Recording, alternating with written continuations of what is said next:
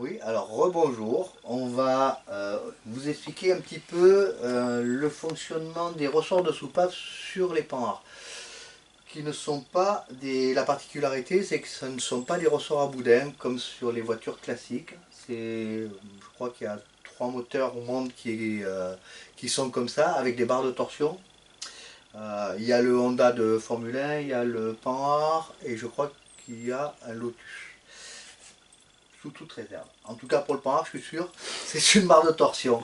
Donc la barre de torsion, c'est quoi? La barre de torsion, c'est ça. Voilà. On la voit bien. Elle a des dents de souris de chaque côté. Attends, ne bouge pas, je vais commencer par le haut. Allez, Hop. hop.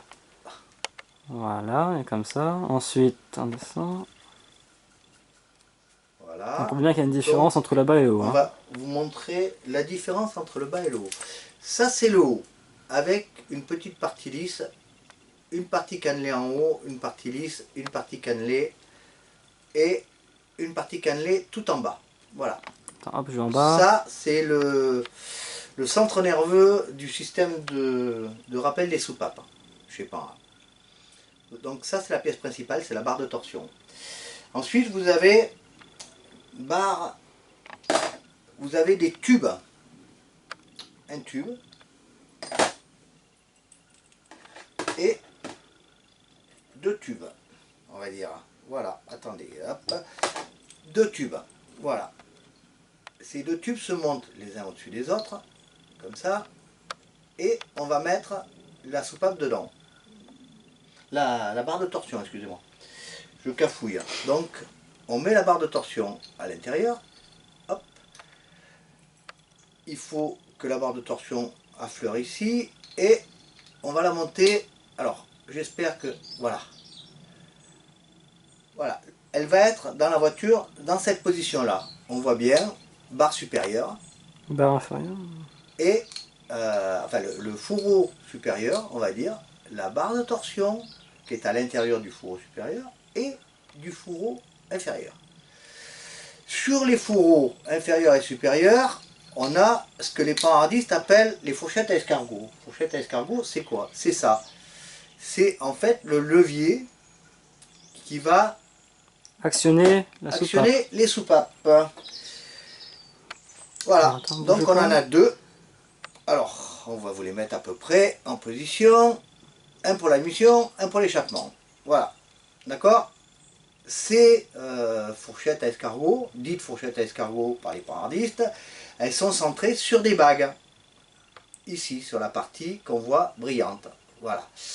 Et ensuite, vous avez les soupapes qui viennent entre les dents de la fourchette, on va dire.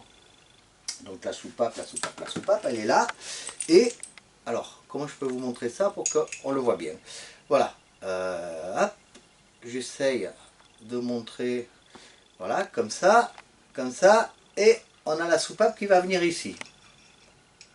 D'accord? Donc la soupape, elle va être rappelée par la fourchette. Chaque fois que la fourchette va changer de position, eh ben, la soupape va suivre, parce qu'elle est poussée par le culbuteur, et elle est rappelée par la fourchette. Voilà. Pour rappeler, vous avez le petit verrouillage qui va venir sur la queue de soupape. Alors là, il est tout assemblé, hein. Il y a 3 pièces dedans. Oui, 3 pièces dedans. Vous avez la pièce femelle, les 2 demi-lunes et un clips.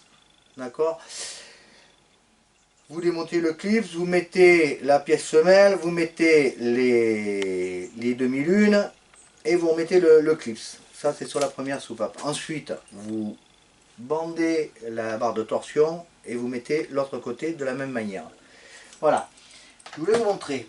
Donc, fourchette à escargot centrée dans le fourreau. Alors celui-ci, c'est pas un bon exemple parce qu'apparemment ce fourreau, ça ne rentre pas dedans.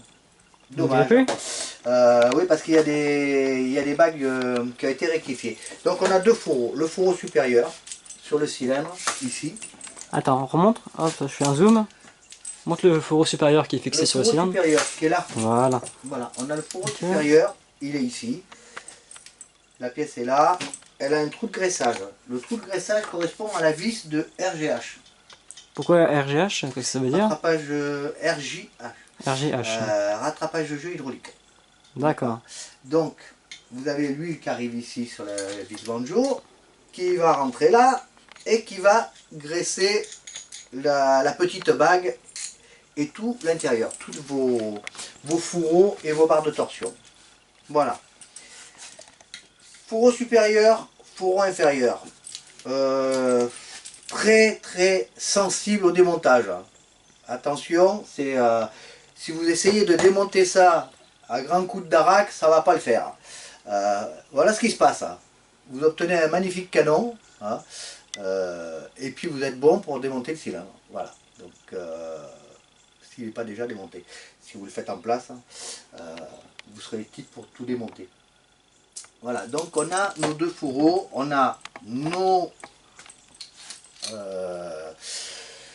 tubes, nos manchons, nos fourchettes qu'on va positionner sur les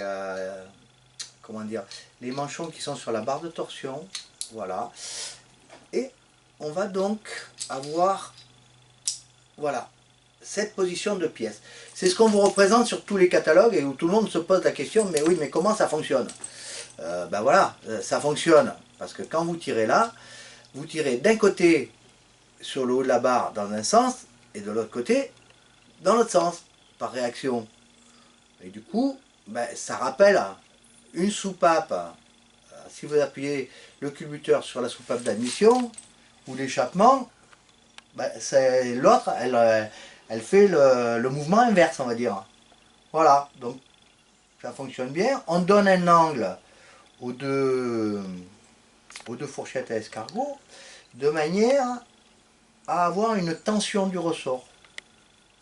Et ça, on vous le dit sur la revue technique, c'est 3 mm entre la queue de soupape ici et la fourchette à escargot. 3 mm pour un moteur normal, 5 mm pour un tir. Pour la fourchette, hein, voilà. Entre la fourchette à escargot et la queue de soupape. On va mesurer. Alors, vous pouvez mesurer avec une jauge de profondeur, hein, c'est pas... il n'y a pas que l'outil pan à ravérer. Hein. On a vu que les outils pan A, je ne les ai pas tous et qu'on arrive toujours à se débrouiller. Voilà, donc vous trouvez un système et puis vous mesurez. Le pied à coulisse avec la jauge de profondeur va très bien pour faire ce genre de choses. Vous mesurez votre distance, vous calez en changeant la position d'une fourchette par rapport à l'autre. Voilà, en changeant cette position, vous allez obtenir vos 3 mm. Voilà, alors j'essaye de tout tenir. Voilà, selon comme vous allez changer, puisque une fourchette est calée sous la soupape, on va dire, en contact avec la petite bride, on va dire, de soupape, elle est en contact.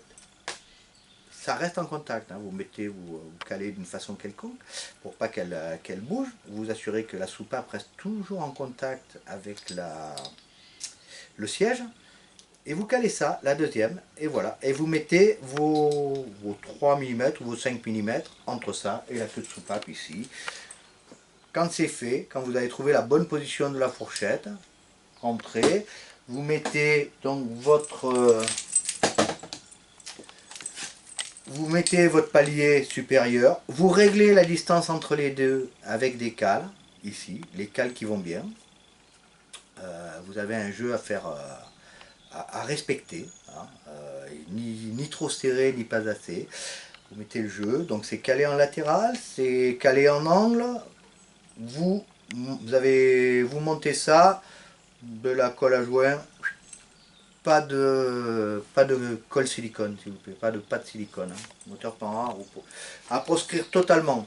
La pâte silicone c'est pour les gens qui ne savent pas bosser, hein, qui laissent des jeux, mais vous prenez une bonne pâte, moi je recommande, on n'est pas là pour faire de la publicité, mais on n'est pas sponsorisé. Un 518 je crois qu'il s'appelle, qui est une sorte de seringue avec une pâte rouge qui sert beaucoup pour les motos et les carters d'alu. Vous mettez ça. Sinon, dans le temps, Colex Aviation, mais introuvable. Aujourd'hui, introuvable. Voilà. Et puis, vous avez assemblé tout ça. Et donc, ben voilà, vous avez votre moteur et vos soupapes calées. Voilà, voilà.